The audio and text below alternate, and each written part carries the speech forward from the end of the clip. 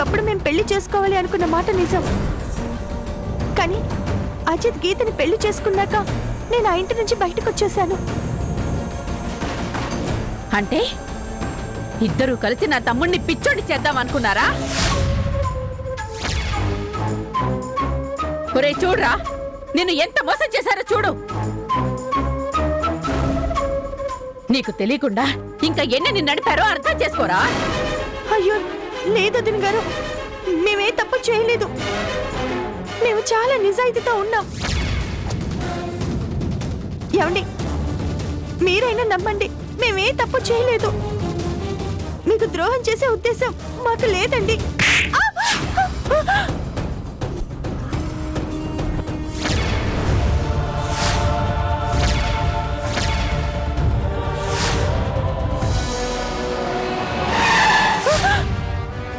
అరే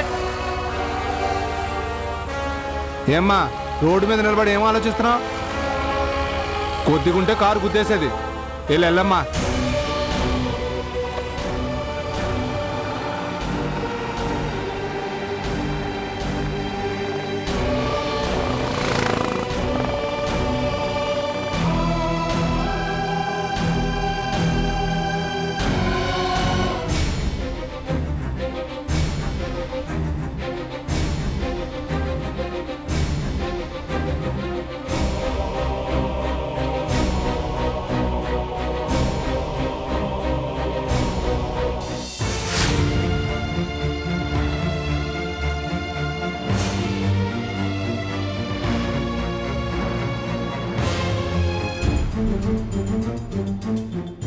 అమ్మా అంజలి, నాన్న, ఏటమ్మా ఏటైంది తల్లి?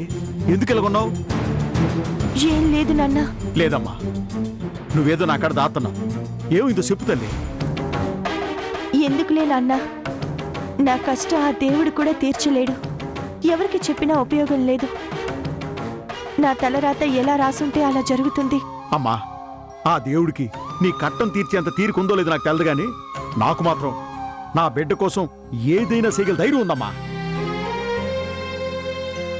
నీకు నాన్ననని చెప్పుకోవడం, నువ్వు ఇచ్చే డబ్బు తీసుకుపోయి తాగడం తప్ప ఏ రోజు నీకేది చేసింది లేదమ్మా. ఇప్పుడైనా నీ కన్నీళ్ళు తుడిసే అవకాశం నాకు ఇవ్వు తల్లి. నాకు శాతనైనంతలో నీకోసం ఏదో ఒకటి చేస్తానమ్మా.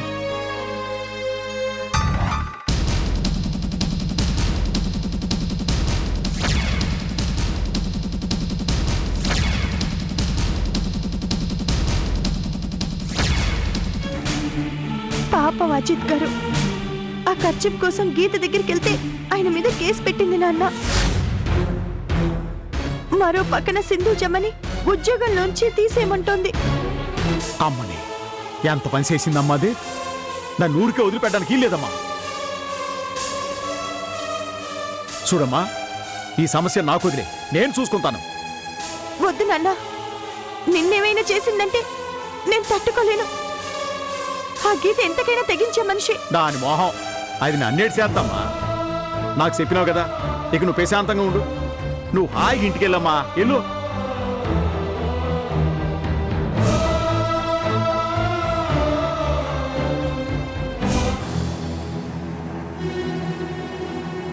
వసే దొంగ నా కూతురా, చెప్తానే నీ పని.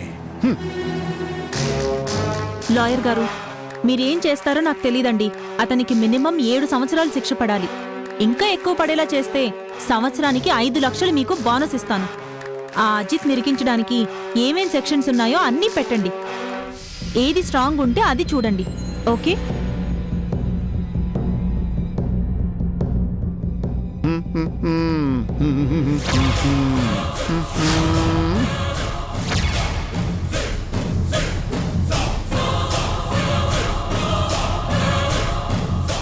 ఏయ్, నీకెన్నిసార్లు చెప్పాను ఇలా రావద్దని? నువ్వు ఉండాల్సింది అవుట్ హౌస్ లో. వెళ్ళ. అవుట్ హౌస్ లో ఉండాల్సిన కర్మ నాకేంటే కూతురా.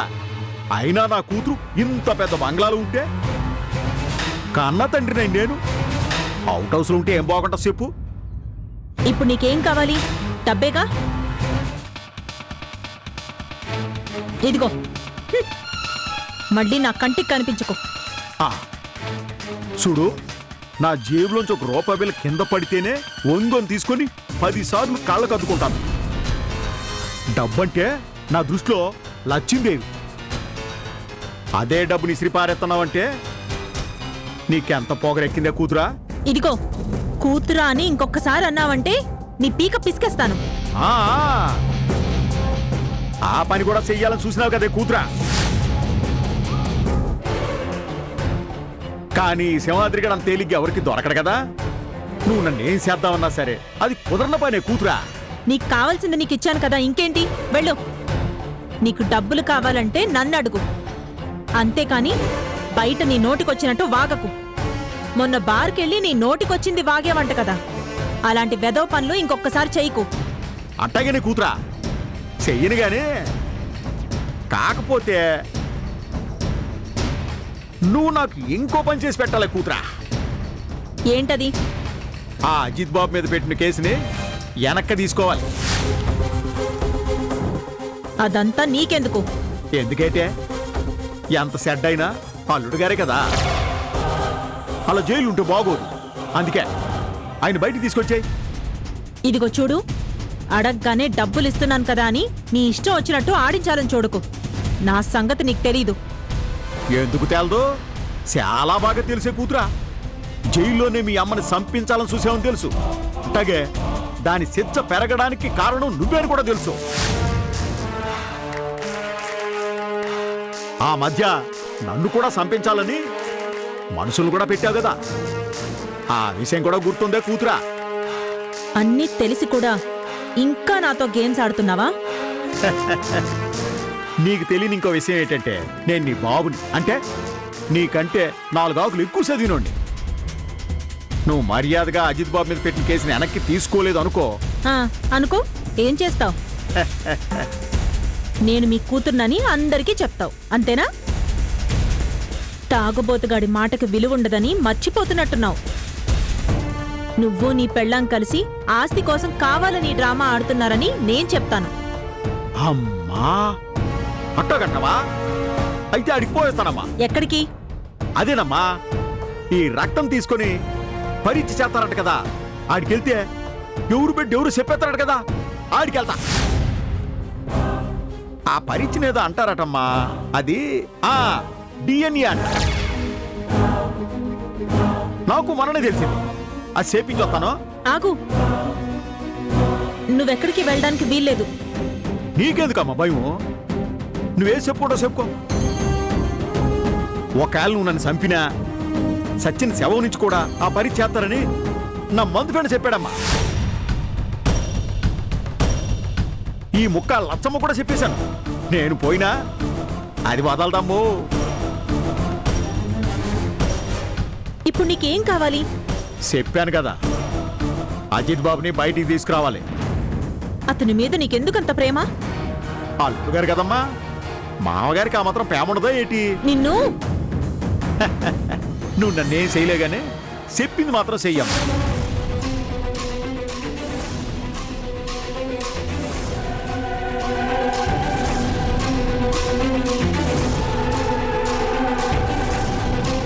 కేసు వెనక్కి తీసుకుంటావా లేక నన్ను వెళ్ళమంటావా? సరే, కేసు విత్డ్రా చేసుకుంటాను. అది అది నా కూతురు అంటే. ఇప్పుడు లోపలికి వెళ్ళి నా పెంపుడు కూతురు అంజలి దగ్గర నొక్కేసిన ఆ కచ్చి పట్రా. అదా, అది నీకెందుకు? ఈ మధ్య రొంపొచ్చి ముక్కు తెక్క ఆరిపోతుంది, తుడుచుకుందామని. ఏదో పైసలు అడగకుండా నువ్వు కొట్టేసిన కచ్చి తెచ్చిపో.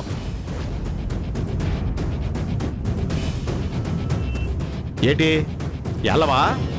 సరే అయితే నానే వెళ్తాను. ఆగు, తెస్తాను.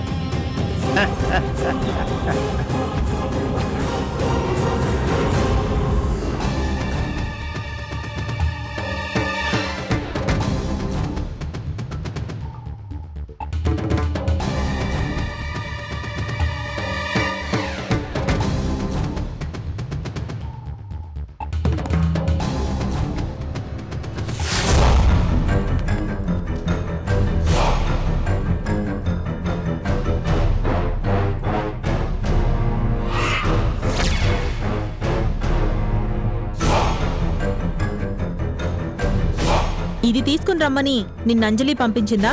నీలాగా దిక్కుమాలిన ఆలోచనలు ఆ తల్లికి ఉండవమ్మా.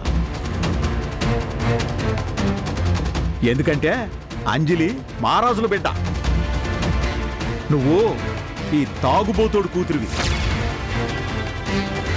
నువ్వు నా కూతురు అనే రహస్యం నీకు నాకు మీ అమ్మకి తప్ప ఇంకెవ్వరికి తేలదు. సరే పదాల్దాం. ఎక్కడికి? పోలీస్ స్టేషన్కి. కేసు వెనక్కి తీసుకోవాలి కదా. నేను ఫోన్లో చెప్తానులే. అమ్మా ఆ పప్పులేం ఉడకవు. నువ్వు స్టేషన్కి రావాలి, అజిత్ బాబు బయటికి రావాలి, అది నేను చూడాలి. ఏటో ఆలోచిస్తున్నావు? రా.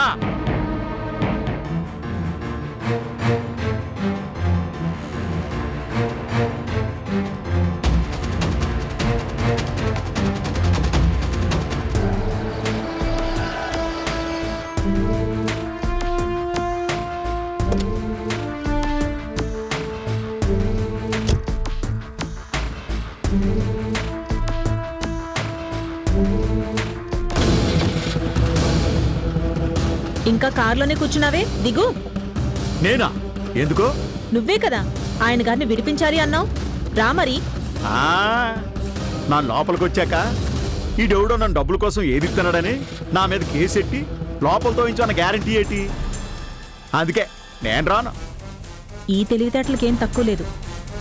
నేను నీ బాబుని కదా, ఆ మాత్రం తెలివి లేకపోతే ఎట్ట చెప్పు.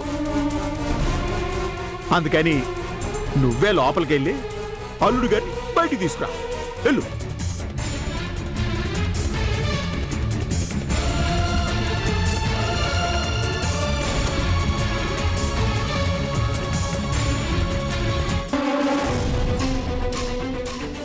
నమస్తే సార్. రామ్మా, ఇదిగో ఎఫ్ఐఆర్ ఫైల్ చేయడం అయిపోయింది. ఇంకా ఏమైనా కంప్లైంట్స్ ఉంటే చెప్పు, కలిపి రాసేద్దాం. సార్ అది చెప్పమ్మా. అది నేను ఈ కేసు విత్డ్రా చేసుకుంటున్నాను సార్. ఏంటి, కేసు విత్డ్రా చేసుకుంటావా? నీకేమన్నా పిచ్చా? అది కాదు సార్. నువ్వు చెప్తేనే కదమ్మా కేసు బుక్ చేశాను. సాక్ష్యాలు కూడా ఉన్నాయి. విచారణ కూడా పూర్తయింది. రేపో ఎల్లుండో కోర్టు కూడా వెళ్తున్నావు. ఇప్పుడు ఇదేంటి? నో, కుదరదు. సార్, ఏ స్టేజ్లో అయినా కేసు విత్డ్రా చేసుకోవచ్చని మా లాయర్ చెప్పారు. నీకు ఆ లాయర్కి పోలీసు లాంటి ఆటలుగా ఉందా?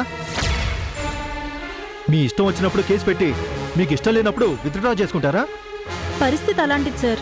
ఏం చేయను? ఏంటా పరిస్థితి? నిన్ను ఎవరైనా బెదిరిస్తున్నారా? బ్లాక్మెయిల్ చేస్తున్నారా? చెప్పు, వాళ్ళని కూడా అరెస్ట్ చేస్తాను. అయ్యో, అదేమీ లేదు సార్. మరేంటమ్మా ప్రాబ్లం? మా అమ్మ నాన్న ఒకటే గోల సార్. ఎంతైనా తాళి కట్టిన భర్తే కదా, కాస్త చూసి చూడనట్టు వదిలేయమని చెప్పారు. విడాకుల దాకా వెళ్ళాక ఇంకా అతన్ని భర్త ఏంటమ్మా? నేను అదే చెప్పాను సార్, కానీ వాళ్ళు వినడం లేదు. వాళ్ళ మాట వినకపోతే చచ్చిపోతామంటున్నారు సార్.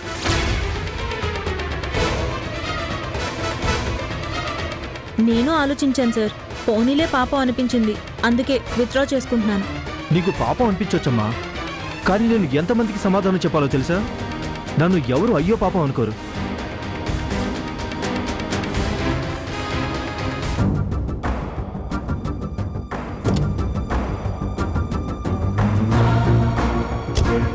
ఏటి ఇంకా రాలేదు? కొంప తీసి నా మీదకి పోలీసులు పంపించదు కదా? అంత ధైర్యం చేయదులే. ఇంకెంతసేపు ఎదురు చూడాలి? ఇలా ఖాళీగా ఏం చేస్తాం?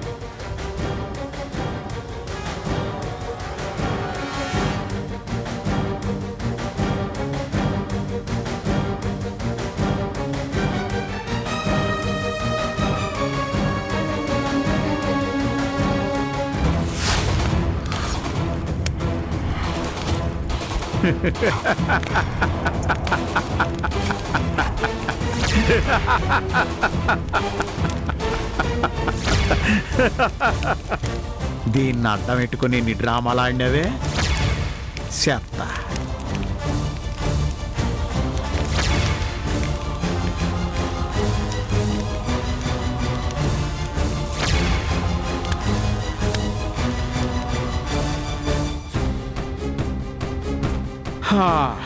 అమ్మయ్యా, ఓ పని అయిపోయింది.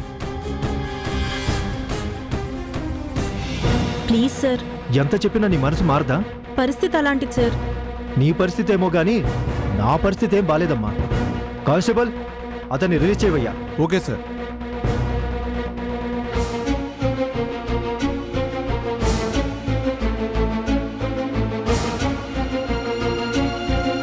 సార్ రమ్మంటున్నారు, బయటికి రండి.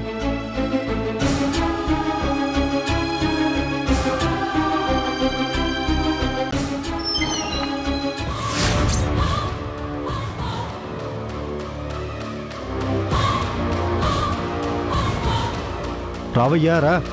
ఇదిగో ఇక్కడ సంతకం పెట్టి వెళ్ళిపో. అదేంటి సార్, నాకు బెయిల్ వచ్చిందా? బెయిల్ ఏంటి, ఏకంగా కేసే పోయింది. ఇదిగో ఈవిడ కేసు విత్డ్రా చేసుకున్నారు.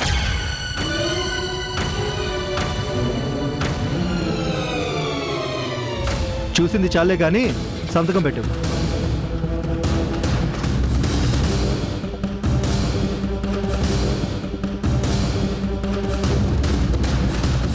తీసుకెళ్ళమ్మా.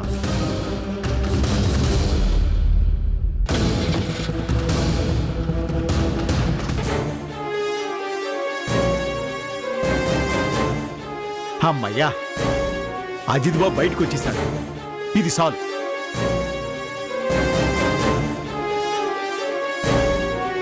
ఏమైంది, కేసు విత్డ్రా చేసుకున్నావు? ఏమైందా? నా కర్మ కాలింది. చాలా చిచ్చి.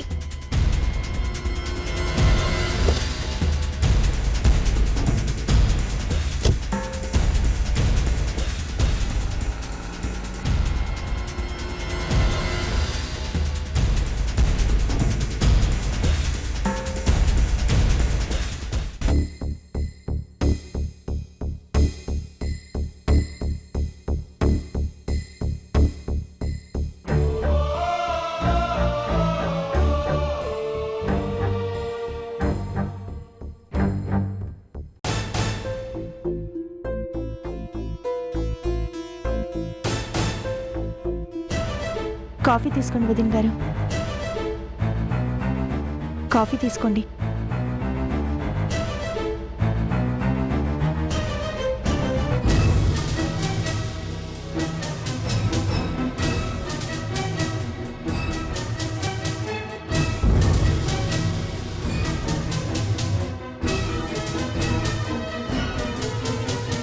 ఏమైందిరా, ఎందుకు అలా ఉన్నావు? అజిత్ గురించి అక్క, అతని కేసు ఏమవుతుందో అని చాలా టెన్షన్గా ఉంది. గీతతో మాట్లాడినా కూడా తనేం రెస్పాండ్ కావటం లేదు. చివరికి అతని జీవితం ఏమవుతుందో అని భయంగా ఉంది. నీకెందుకురా అంత భయం? వాడేమైనా నీకు తమ్ముడా లేక చుట్టమా? వాడికేదో అయితే నీకేంటి బాధ? అతను నాకు తమ్ముడు కావాల్సిన అవసరం ఏం లేదక్క. రక్తం పంచు పుట్టకపోయినా తను నాకు అంతకంటే ఎక్కువ.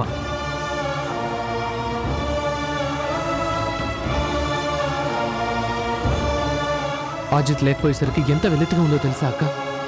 ఆఫీస్లో కూడా అతను లేని లోటు చాలా క్లియర్గా కనిపిస్తోంది. ఏ విషయంలోనూ నేను ఇన్వాల్వ్ అవ్వాల్సిన పని లేదు. ఏది నా దాకా రాకుండా అన్నీ తనే చూసుకుని వెళ్ళేవాడు. అంత బాధ్యతగా చూసుకునే మనిషి దొరకడం ఎంత కష్టం అక్క. ఎందుకు దొరకర్రా? జీతం ఇస్తే గొడ్డులా చాకరీ చేసేవాళ్ళు చాలా మంది ఉన్నారు. నాకు కావాల్సింది జీతం కోసం పనిచేసేవాళ్ళు కాదక్క, స్నేహం కోసం జీవితం ఇచ్చేవాళ్ళు కావాలి. అలాంటి వాళ్ళని జీతం ఇచ్చి సంపాదించుకోలేం. ఒరేయ్, అదంతా నటన్రా. డబ్బున్న వాళ్లతో ఎవరైనా ప్రాణం పెట్టే స్నేహం చేస్తారు. అదే డబ్బు లేని వాళ్లతో చేయమని చూస్తాను.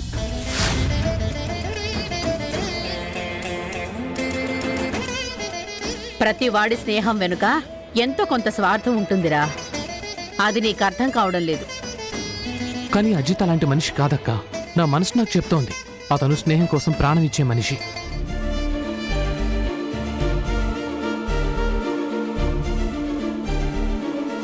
సార్,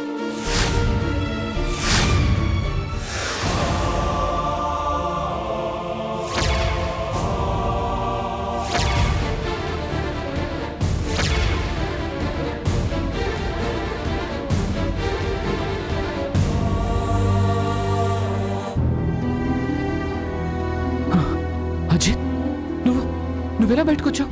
ఎప్పుడొచ్చావు? అసలు నీకు బెయిల్ ఎవరిచ్చారు? నేను ఎలా బయటకు తీసుకురావాలని నేను ఎంత ఆలోచిస్తున్నాను, ఇంతలో నువ్వే వచ్చేసావు. ఎలా అజిత్? నా మీద పెట్టిన కేసు విత్డ్రా అయింది సార్.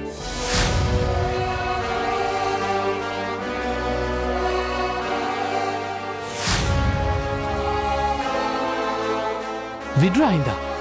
అవును సార్, గీత వచ్చి కేసు వాపస్ తీసుకుంది.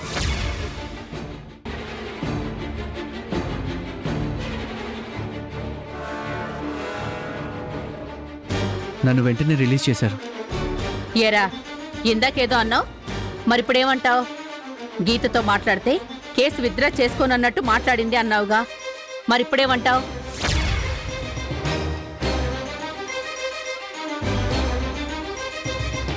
చూడు బాబు, ఇప్పుడైనా గీత మనసుని అర్థం చేసుకో.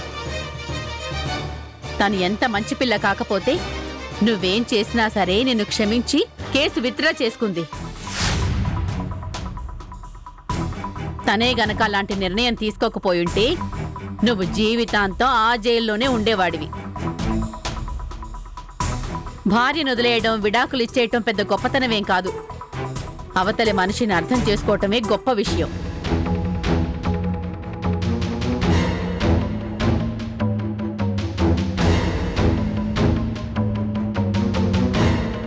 ఏదైతేనే అజిత్, మొత్తానికి నువ్వు బయటకు వచ్చేసావు. నాకు చాలా ఆనందంగా ఉంది. నీ గురించి ఆలోచిస్తున్నాను తెలుసా? అవునయ్యా, వాడి గురించి కూడా వాడెప్పుడు అంతలా ఆలోచించుకోలేదు. నీ గురించేంటో తెగ హైరానా పడిపోతున్నాడు. ఇప్పటికైనా నీ భార్య గొప్పతనం ఏంటో తెలుసుకో. ఎన్న అనుకున్నా సరే భర్తవి కాబట్టి నీ మీద జాలిపడి వదిలేసినట్టుంది.